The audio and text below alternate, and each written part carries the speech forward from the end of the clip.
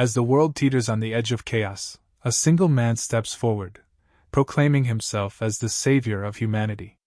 In this chapter, our protagonist faces his most daunting challenge yet, a battle against time and nature to save hundreds of lives aboard a doomed airplane. But can his extraordinary powers and unshakable determination truly defy the wrath of the elements? "I will bring everyone back, not a single one less." He then teleported to the location and asked the system to analyze the situation. The system told him a hurricane from the southwest is now approaching the target airplane with a rotational speed of 50 km per hour, and the speed keeps increasing. At this rate, the hurricane will collide within 10 minutes at very high speeds, which would tear the airplane to pieces. Upon hearing this, he smiled and said, "It seems like just moving the plane should be enough."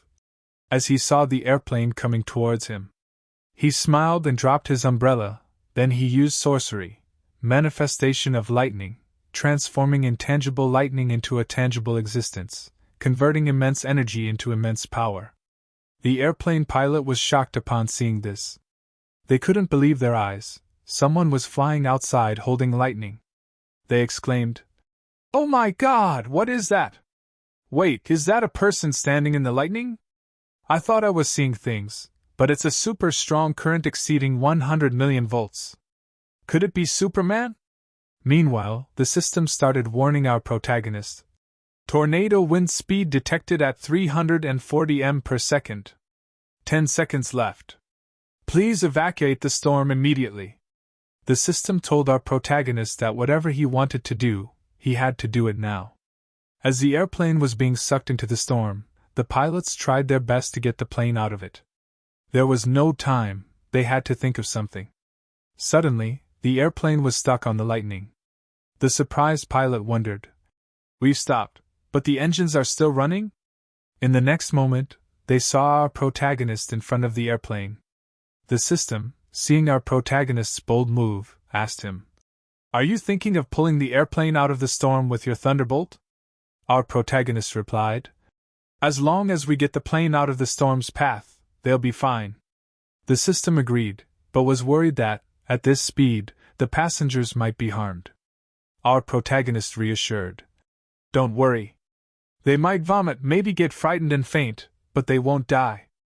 After a long struggle, our protagonist finally managed to pull the airplane out of the storm. All the passengers were safe and fine, no one had died. After successfully escaping the storm, our protagonist breathed a sigh of relief, thinking, "That was close. If I had made any mistake, maybe some passengers would have died." Passengers, upon seeing our protagonist flying in the air, wondered if he was an angel who had saved their lives. Meanwhile, at the Special Affairs Bureau, someone told the commander, "We've re-established contact with the missing A-3562, it's preparing to land." Upon hearing this, the commander was shocked, wondering, "How can he save an airplane in such a short time? It's impossible!" The commander exclaimed, but as they saw the airplane with their own eyes, they couldn't believe it. "Am I dreaming? They're really back!" "Commander," all the other airline control personnel were also surprised to see this unbelievable scene. A reporter asked the captain, "What did you just see? Please explain in detail." The airplane captain explained to the reporters, "I definitely saw it. That hero was flying in the storm." Upon hearing this, the reporter asked, "Are you sure he can fly?" The captain replied, "Yes, and not only that, he used lightning to bind the entire plane. This is definitely something only God can do." Another reporter asked, "Mr. Sam, please describe that hero in detail again. Are you sure it wasn't just a misperception caused by the severe weather?" But suddenly, a cameraman noticed something in the sky. As he looked closely, he was shocked. He saw our protagonist, who is still there. "Mr. Sam," the captain of the airplane told the reporters. "Look, he's still there. The hero, the creator of miracles. It was he who saved a total of 157 people." The reporters went crazy, clicking pictures of our protagonist, exclaiming, "He's really flying!" The captain of the airlines wondered, "Does this mean God truly exists in this world?" After saving the airplane, our protagonist Shin went back to the Special Affairs Bureau. The commander told Shin, "All 3 of your prophecies have come true, and we have witnessed your power firsthand, but we still hope to learn more intelligence. We wonder what caused this. Is there any possibility of a remedy now?" Upon hearing this, Shin smiled, thinking, "The leaders of this world finally show some competence. How do I explain the items exchanged from the system? Because humans, in any world, waver between justice and self-interest. If we recruit and train people here, they need not only fear but also benefit.